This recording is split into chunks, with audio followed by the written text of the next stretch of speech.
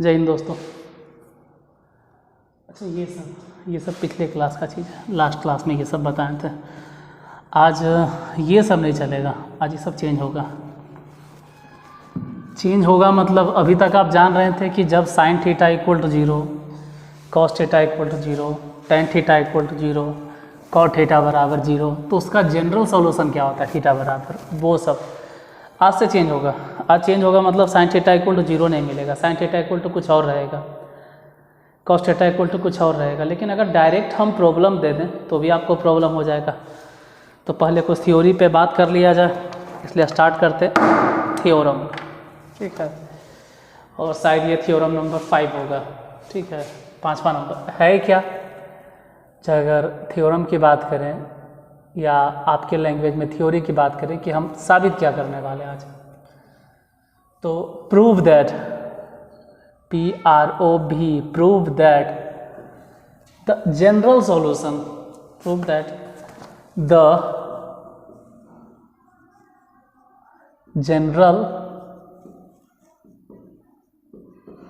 solution, prove that the general solution of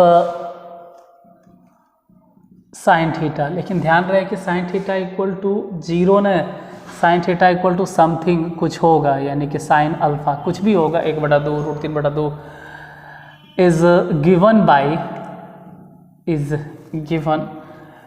by theta is equal to n pi और plus फिर -1 to the power n, और इसके बाद alpha. Where एक चीज़ ध्यान देना है कि जहाँ पे n क्या है सर, n कुछ खास नहीं है, n जो है वो बिलोंग करता है इंटीजर से, ये ध्यान देना है, n इंटीजर से। तो मेन तो है कि ये प्रूफ करके बताइए, इस पर मेन फोकस करना है कि आखिर ये वाला साबित करके बताइए, ये फॉर्मूला, क्योंकि अब काम वही आएगा। जैसे अभी तक जो बताएं वो साइन थीटा बराबर जब 0, कॉस थीटा बराबर 0, टेन थीटा बराबर 0 तो चलता था कि कहाँ लिखें, चलो यही लिखते हैं फिर मिटा देंगे। अगर साइन थीटा इक्वल टू 0 है तो आप डायरेक्ट लिखते थे कि साइन थीटा इक्वल टू 0, और 0 को हम लोग लिख सकते हैं साइन 0 डिग्री। साइन से साइन कट गया, ऐसा बोली चाली में बोला जाता है, काटना नहीं होता है, ठीक है, काटा नहीं जाता है, बोल देते हैं हस्बैंड लोग, या आप लोग बच्चे हैं तो चलो भाई बोल दीजिएगा साइन से साइन कट गया, काटना नहीं होता है। साइन साइन इक्वल है तो थीटा इक्वल टू 0 होगा, इसलिए डायरेक्ट कहा जाता है कि फिर इतना क्यों कर रहे हैं, साइन 0 को 0 ही रहने दीजिए और डायरेक्ट थीटा इक्वल टू वहाँ से फिर कंपेयर कीजिए। लेकिन उसका जनरल सोल्यूशन कुछ और निकला था, वो नॉर्मली हम लोग प्रिंसिपल सॉल्यूशन की बात करें। यहाँ तो बात ही अलग है, यहाँ साइन थीटा इक्वल टू 0 नहीं रहेगा, कुछ भी रहेगा। तो स्टार्ट करते हैं प्रूफ। मान लेते हैं सपोज दैट कि let sine theta equal to कुछ रहे मतलब क्या, साइन अल्फ़ा रहे। ये अल्फ़ा क्या है तो हम बाद में लिखा देंगे कि अल्फ़ा 0 से लेके 2 पाई के बीच का एंगल है, 0 से लेके 360 के बीच का एंगल है। मतलब प्रिंसिपल सॉल्यूशन है, जो आप तक अभी तक रट्टा मार रहे थे ना 10th लेवल तक, वही जो आप रटते हैं, जो आप सोच रहे हैं वही है। अल्फ़ा कुछ खास नहीं है, जो भी आप बताइएगा। अल्फ़ा फिर हम ज़्यादा कन्फ्यूज मत होना। हाँ, ये भले ही बता देते हैं कि जो अल्फ़ा देख रहे हैं ना, अल्फ़ा जो है, अल्फ़ा गिवन क्वांटिटी है, क्वेश्चन में दिया हुआ रहेगा। ये भले ही क्लियर कर देते हैं कि अल्फ़ा गिवन क्वांटिटी है, गिवन क्वांटिटी है, इसके फिर हमें अपना टाइम बर्बाद मत करना, वो गिवन रहेगा। अब sine theta equal to sine alpha, और हमको निकालना क्या है, हमको फाइंड क्या करना है, टू फाइंड क्या करना है, फाइंड करना है थीटा निकालना है, मेन ध्यान रहे। चलो स्टार्ट करते बनाना। साइन थीटा साइन अल्फ़ा, पहले लिखेंगे साइन थीटा और माइनस में sine alpha is equal to, यहाँ नहीं कुछ तो 0। अब आप लोग अच्छे तरह से जानते हैं कि साइन C है और माइनस साइन D है, तो sine C minus sine D के फॉर्मूला आप लोग को मालूम है, अच्छे तरह से कहते हैं कि हम रटवा दिए हैं। अब आपका काम है आप याद किए या नहीं किए। हम तो बहुत बार बोले थे भाई sine C minus sine D के फॉर्मूला याद कर लो। Sine C minus sine D के फॉर्मूला होता है 2 cos C plus D by 2 यानी कि theta plus alpha by 2 into sine C minus D. Sine C minus D मतलब थीटा माइनस अल्फा बाई 2 और इज इक्वल टू जैसे zero नज़र आ रहा है वैसे जीरो रहने दीजिए। बाद में एक आध लाइन और अगर आगे बढ़ें तो दो को ख़त्म ही करना पड़ेगा, तो इधर बचेगा theta plus alpha by 2 into sign theta minus alpha by 2।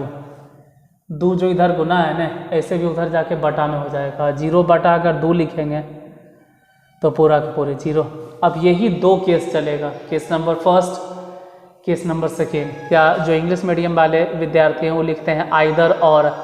Either ये लिखिएगा कि cos theta plus alpha by 2 is equal to 0 और इसको sine theta minus alpha by 2 is equal to 0। मतलब या तो इतना बराबर 0 होगा या तो इतना बराबर 0 होगा। सही है। अब कॉस और इतना बराबर 0, तो कॉस के टर्म में बेकार मिटा दिए, उसको फालतू मिटा दिए। अब कॉस के टर्म में आपको जनरल सॉल्यूशन याद होना चाहिए, क्योंकि कॉस थीटा इक्वल टू 0, तो थीटा की जगह पे इतना है। अब अगर फॉर्मूला याद होगा तभी ना, अगर नहीं याद होगा तो क्या कर सकते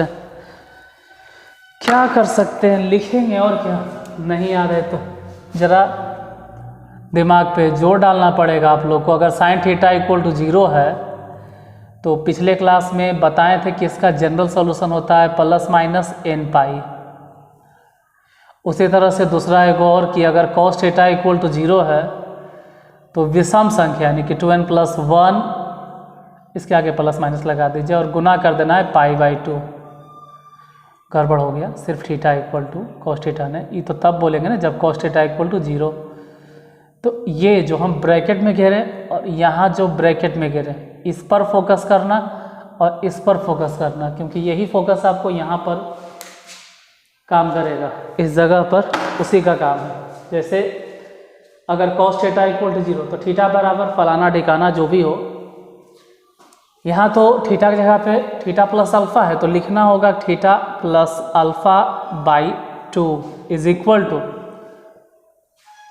क्योंकि इसी का तो जनरल सॉल्यूशन चाहिए। पहले तो यही लिखेंगे कि कितना है भाई, तो विषम संख्या 2n plus 1 into pi by 2। बहुत अधिक होगा, चलो भाई प्लस माइनस लिख देते हैं। हालांकि प्लस माइनस लिखना नहीं होता है, फिर भी हम लिख दिए प्लस माइनस। 2 से 2 कैंसिल, तो थीटा प्लस अल्फ़ा बराबर कितना आया, तो 2n प्लस 1 और इंटू पाई, क्योंकि 2 तो कट गया। अब इन दोनों में डिसाइड करना है। हम आपको पूरा टाइम देते हैं 5 सेकेंड 10 सेकेंड के लिए, कि आप खुद से सोचिए कि आपको निकालना आखिर क्या है। आप थीटा फाइंड करने के लिए आए थे या अल्फ़ा फाइंड करने के लिए? आपको ज्ञात क्या करना है, थीटा निकालना चाहते हैं या अल्फ़ा निकालना चाहते हैं? पहले आप ये डिसाइड कर लीजिए कि आपको निकालना है थीटा या निकालना है अल्फ़ा। अपने से सोचिए, और नहीं सोच सकते थे यहाँ देखो कि अल्फ़ा गिवन क्वांटिटी है, फाइंड क्या करना था भाई, टू फाइंड थीटा, मतलब हमको थीटा निकालना है। तो थीटा बराबर हो गया 2n प्लस 1 इंटू पाई, और अल्फ़ा इधर आके माइनस में हो जाएगा। ठीक है, थीटा निकालना था, थीटा निकल गया। अब 2n प्लस 1 जो देख रहे हैं उसको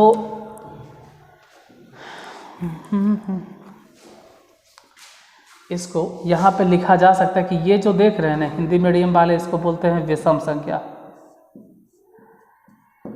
इंग्लिश वाले जो होंगे वो बोलेंगे odd number. Odd number English में, हिंदी में विषम संख्या। तो ये समझ जाना है कि विषम संख्या है और यहाँ पे पाई है। ये बहुत ज़रूरी है बाबू कि विषम संख्या, विषम संख्या, विषम संख्या, विषम संख्या, ये बहुत ज़रूरी ध्यान रखना है। विषम संख्या, विषम संख्या है, यहाँ विषम संख्या है, ये एकदम माइंड में फिट करना है। विषम संख्या, विषम संख्या, इसको याद रखना बहुत ज़रूरी है। चलो कुछ समय के लिए तो हम n नहीं भी लिखेंगे, लेकिन फिलहाल याद रखना है कि विषम संख्या, विषम संख्या, विषम संख्या है ना, तब यहाँ पे पावर माइनस है, क्योंकि आगे जाके फिर कंफ्यूजन नहीं, उससे 3-4 बार बोल रहे हैं विषम संख्या है तब यहाँ पर आगे माइनस है, विषम संख्या है तब यहाँ पर आगे माइनस में है। इसको सोचो कितना बराबर 0, तो theta minus alpha pi 2 is equal to क्या, तो प्लस माइनस एन पाई। आप सिर्फ एन पाई ही लिखें, एन प्लस माइनस के, फिर हम क्यों कंफ्यूज हो रहा है। फिर पता चला कि theta minus alpha is equal to 2n pi, plus minus लिखना होगा, लिख दीजिएगा। निकालना थीटा है तो थीटा बराबर क्या हो गया 2n पाई और प्लस में अल्फा। हम कहें थे कि सम संख्या विषम संख्या पे गौर कीजिएगा, यहाँ विषम संख्या था पाई के साथ में गुना, और यहाँ पाई के साथ जो नंबर गुना है 2n के फॉर्म में है, मतलब ये सम संख्या है। इंग्लिश वाले विद्यार्थी बोलेंगे कि इवन नंबर है।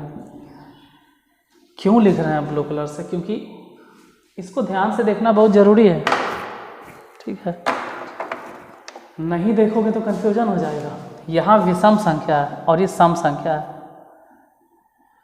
अरे तो विषम संख्या है और सम संख्या है, तो एक लाइन अगर चाहें तो हम लिख सकते हैं थीटा इक्वल टू विषम संख्या ही लिखो, आप चाहो तो लिखो direct odd number.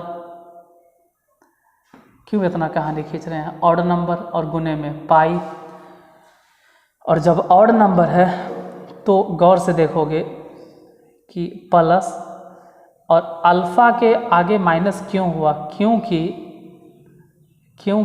-1 to the power odd number होगा, कोई ऑड नंबर, ये ध्यान देना। थीटा इक्वल टू, इसमें बात करें थीटा इक्वल टू तो इसको बोलेंगे इवेन नंबर, और गुने में हो गया पाई। यहाँ पर प्लस क्यों है, प्लस क्यों रह गया, तो अल्फ़ा -1 टू दी पावर ये हो गया इवेन नंबर, यहाँ इवेन है। तो ऑड नंबर है, वहाँ इवेन नंबर है, ऑड इवेन। अरे तो इंटीजर सब जितना लिखते हैं सब इवेन या ऑड ही होता है, तो मिला जुला के जो थीटा जो निकला वो बोलो ना कि यहाँ ऑड नंबर, तो स्टार्टिंग तो ऑड नंबर से ही होता है, 1 2 3 4 5 6 7, या कुछ लोग को लगता है नहीं सर इवेन से स्टार्ट होता है, 0 से। जो भी बोलना है तो आप लिखिए जनरल सॉल्यूशन एम। एन का इस्तेमाल क्यों नहीं किए, क्योंकि ऑलरेडी हम एन इस्तेमाल कर लेते, तो हम एम लिखें, और एम गुने पाई और plus -1 to the power m. क्यों m लिख रहे हैं, क्योंकि m किसको बोल रहे हैं, यहाँ पर m बोल रहे हैं ऑड नंबर को, तो जाहिर सी बात है ऑड होगा। और अगर यहाँ m इवेन होगा तो यहाँ भी m इवेन होगा, तो जो यहाँ पर रहेगा इवेन रहेगा तो पावर इवेन होगा, ऑड रहेगा आगे पाई के आगे ऑड नंबर गुना होगा, मतलब विषम संख्या गुना होगा, पाई के आगे विषम संख्या तो विषम पावर रहेगा, और गुने में अल्फा। यही है जनरल सॉल्यूशन।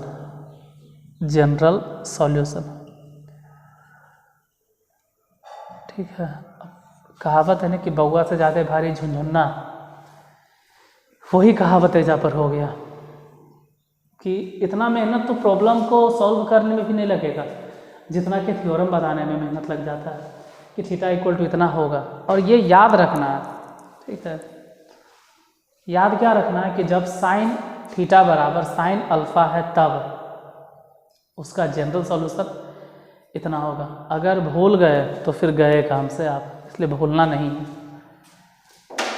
अगर भूल जाइएगा तो उसके लिए यही तो प्रूफ करना था। देखो n पाई, चलो भाई m पाई प्रूफ किए, -1 टू दी पावर n हम m लाए हैं, n बिलोंग्स टू इंटीजर्स, और प्लस माइनस के फिर हम कंफ्यूज मत होना। बहुत सारे विद्यार्थी प्लस माइनस, अरे यार वो सब प्रॉब्लम सॉल्व करते वक्त मिल जाएगा, टेंशन मत लो।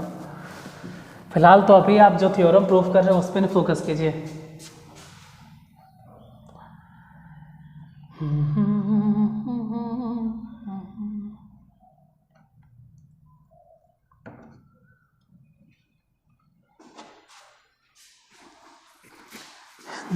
एक मिनट,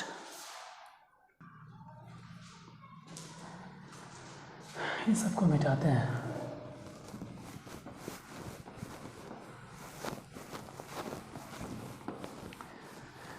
अब इसमें एक फ़ायदा जानते हो क्या है कि अगर आप साइन निकाल लिए ना तो कॉसेक निकालने से बच जाएगा। क्यों? जो भी पता है। Prove that the general solution of sine theta, यहाँ सिर्फ मिटेगा बस। क्यों बोल रहे हैं ऐसा? देखो प्रूफ तो नहीं करेंगे, इतना टाइम के बर्बाद करता है। मान लीजिए कि अगर कॉसेक वाला का भी टर्म आ जाए कि cosec theta is equal to cosec alpha है, तो पागल है जो इसको हम दोबारा प्रूफ करेंगे। हम कॉसेक थीटा को लिख देंगे 1 बटा साइन थीटा और कॉसेक अल्फ़ा को लिख देंगे 1 बटा साइन अल्फ़ा। इसको इधर गुना कर देंगे साइन अल्फ़ा और उसको वहाँ गुना कर देंगे साइन थीटा। अब आगे की कहानी तो हम बतेबे किए, बन जेबे करेगा। इसका बताने का तात्पर्य क्यों आखिर ये चीज़ बताएं, तो बताना हम ये चाहते थे कि अगर आप साइन थीटा निकाल लिए हैं तो कॉसेक आप ऑलरेडी निकाल चुके हैं, उसके लिए आप फालतू की मेहनत नहीं करोगे। मतलब आप लिख दिए हैं कि चलो भाई sine theta is equal to sine alpha, तो जनरल सॉल्यूशन आप तो समझ चुके हैं थीटा बराबर क्या लिखोगे। तो कह सकते हैं थीटा इक्वल टू, चलो इसको पेन चेंज करके लिखेंगे, ठीक है। और साइन थीटा ही नहीं, साइन थीटा के साथ साथ आप साइन के साथ साथ कॉसेक में भी बात चिपका सकते हैं कि cosec theta is equal to cosec alpha. तो यहाँ पर भी वही फार्मूला आप चिपका सकते हैं और लिख देते हैं क्या यहाँ पर लिखल है, theta equal to general solution आप लिख सकते हैं एम पाई और प्लस माइनस यहाँ, क्योंकि प्लस या माइनस जो डिसाइड होगा वो अल्फ़ा बताएगा, उसको प्लस नहीं लिखना है, इसको प्लस माइनस में नहीं लेके चलना। -1 टू द पावर m और गुने में अल्फ़ा दिया हुआ रहेगा। ये बात याद रखना, क्योंकि अगले क्लास से जब हम प्रॉब्लम बताएंगे तो वहाँ पर ही काम आएगा जो अभी हम घेर के लिखे।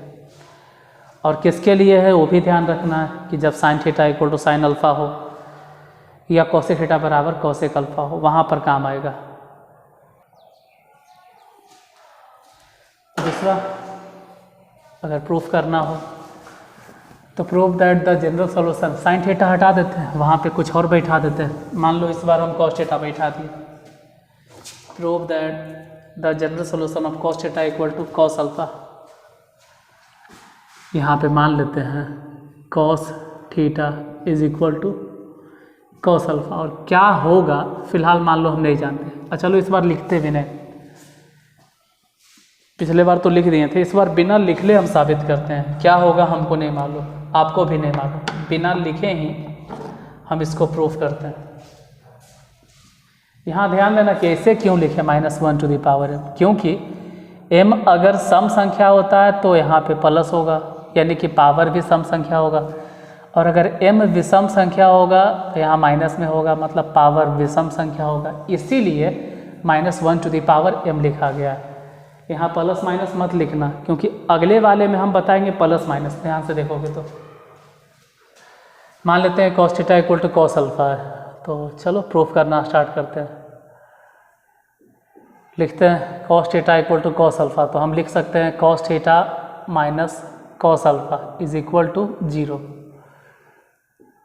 या फिर थीटा को ही उधर भेज देते, जिधर भेजना। Cos C minus cos D के फॉर्मूला होता है 2 sine c plus D by 2, c plus D by 2 into sine c minus D ने होता है d माइनस सी, यानी कि अल्फ़ा माइनस थीटा बटा 2 बराबर में 0। बाद में यहाँ से अगर 2 हटाना चाहो तो 2 को उधर भेज देना, कोई फ़र्क नहीं पड़ेगा। बचेगा कितना, साइन थीटा प्लस अल्फ़ा बटा में 2 इंटू साइन,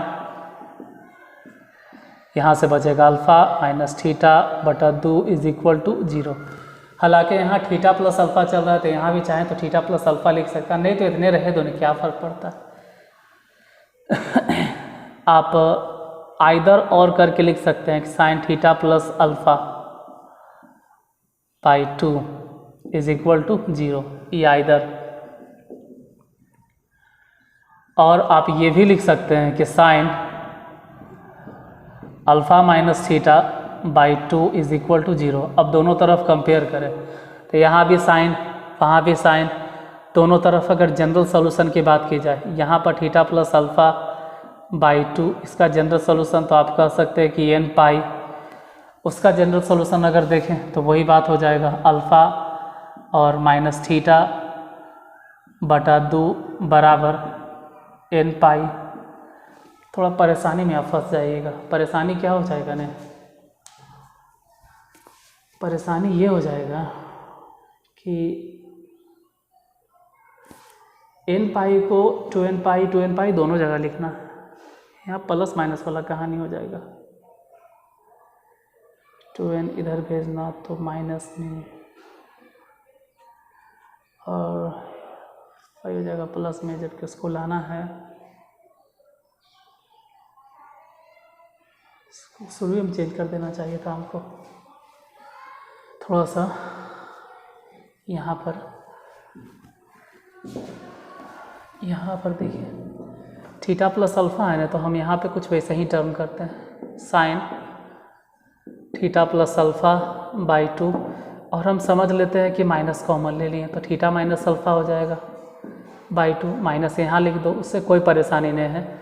और अब लिखिए कि sine theta plus alpha by 2 is equal to 0, और sine theta minus alpha by 2 is equal to 0। इसमें होगा क्या कि थीटा यहाँ पर भी प्लस वहाँ पर भी प्लस मिलेगा, और थीटा प्लस अल्फ़ा बाई 2 इसका जनरल सॉल्यूशन n पाई, उसका जनरल सॉल्यूशन बात करेंगे तो थीटा माइनस अल्फ़ा बाई 2, यहाँ भी जनरल सॉल्यूशन n पाई, यहाँ से theta plus alpha is equal to 2n pi हो गया। उधर अगर बात करें तो theta minus alpha is equal to 2n pi, इधर भी हो गया।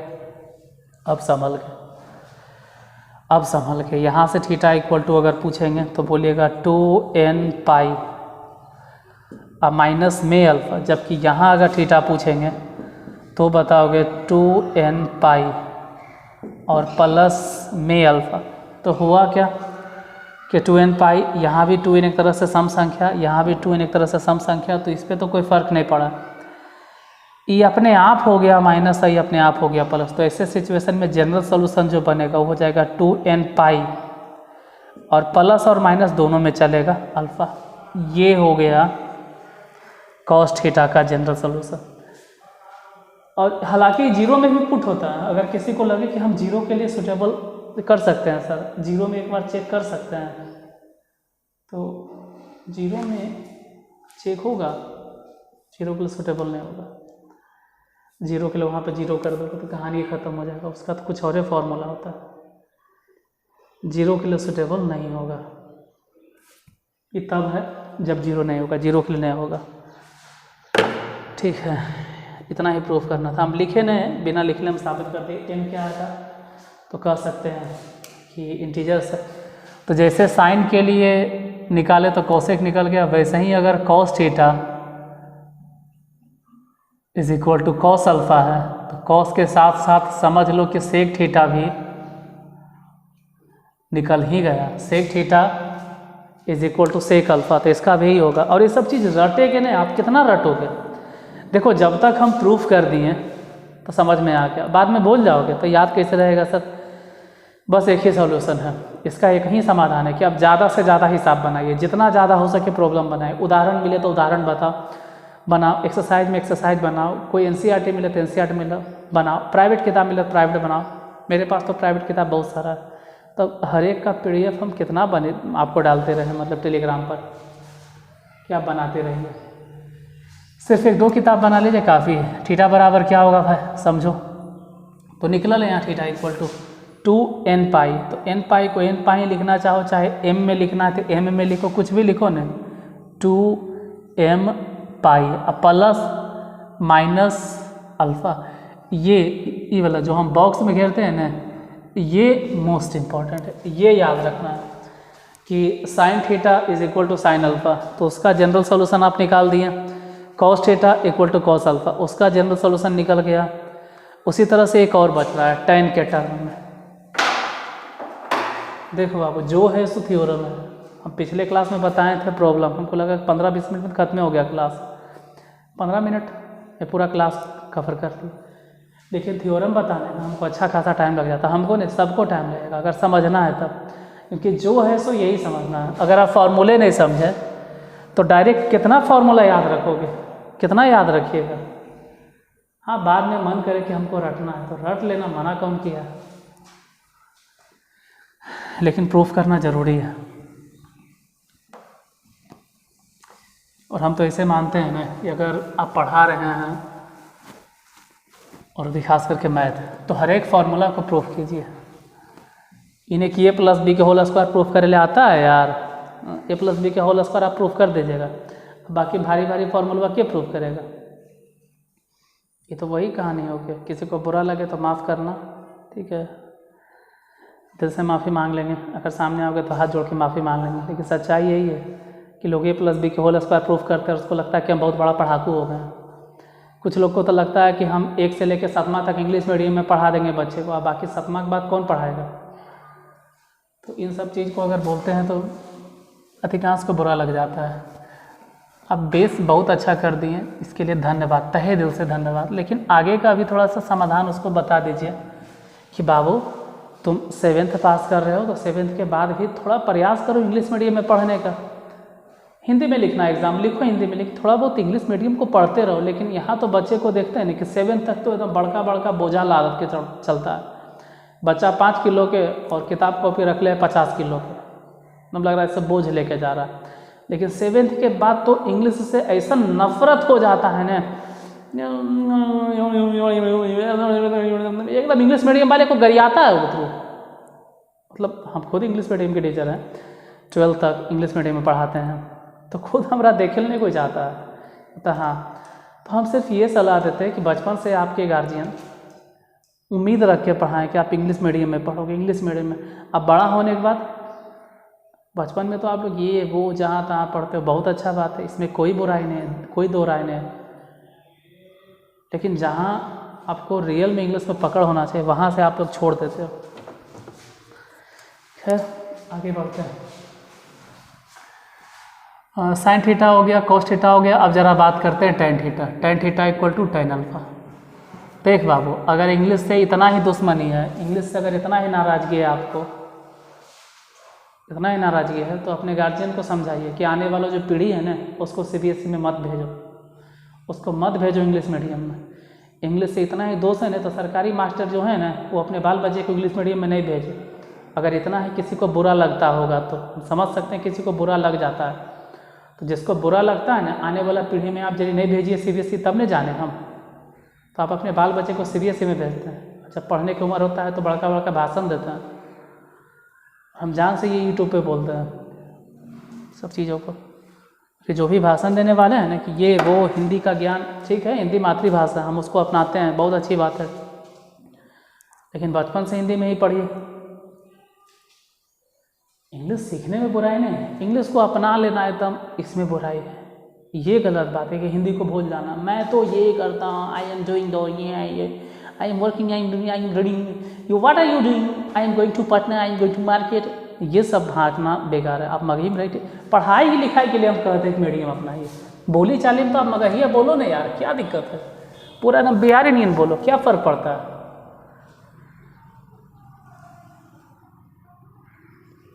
लोग जो हिंदी इंग्लिश की बुराई करते हैं ना, जब नौकरिया हो जाएगा ना बाबू, तो आप अपने बच्चे को 99% मतलब ऐसा लगता है कि इंग्लिश मीडियम में डालना चाहोगे, वहाँ नहीं डालो तब नहीं हम समझें यहाँ पे पक्का फॉलो आप करते हैं। खैर again I am so sorry, किसी को बुरा लगा हो तो। tan theta = tan alpha. देखो लिखो कि tan theta = tan alpha. tan theta को आप साइन थीटा और बटा में cos थीटा लिख सकते हैं, और tan अल्फा को साइन अल्फा बटा cos अल्फा लिख सकते हैं। अब तिरछा तिरछी गुना कर दीजिए, मतलब इसको यहाँ गुना कर दो तो कह सकते हैं साइन थीटा × cos अल्फा। वैसे ही इसको यहाँ गुना कर दो तो cos थीटा × साइन अल्फा। अब उसको भी इसी तरफ लाओ, मतलब कि sine theta × cos alpha minus में cos theta into sine alpha is equal to 0। अब यहाँ से आगे अगर बढ़ोगे तो ये फार्मूला होता है sine A into cos B minus cos A into sine B. इसका फार्मूला हो गया sine A minus B is equal to 0। फिर से आ गया वही पिछला फार्मूला कि साइन में अगर 0 आ जाए तो इसका जनरल सॉल्यूशन क्या होता है। अगर आपको मालूम हो तो ठीक है, नहीं मालूम है तो हम बताते थीटा माइनस अल्फ़ा और इतना बराबर एन पाई। तो सिर्फ थीटा इक्वल टू क्या हो जाएगा एन पाई और प्लस में अल्फ़ा, और यही हो गया जनरल सॉल्यूशन। अब जैसे tan के लिए आप सोचे हैं वही फिर कॉट के लिए भी होता है, तो जो tan थीटा के जनरल सॉल्यूशन है वही कॉट थीटा के भी जनरल सॉल्यूशन होगा। tan theta is equal to tan alpha या तो cot theta is equal to cot alpha.